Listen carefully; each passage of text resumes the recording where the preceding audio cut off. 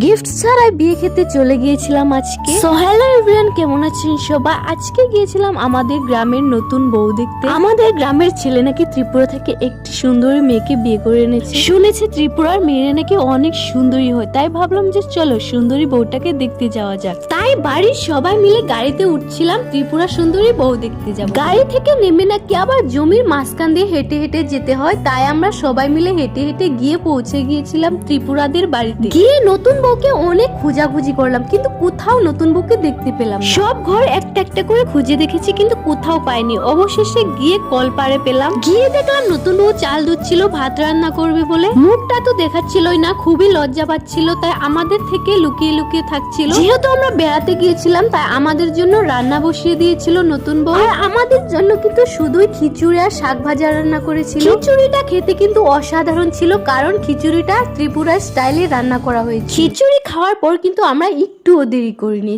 So thanks for watching this blog to everyone.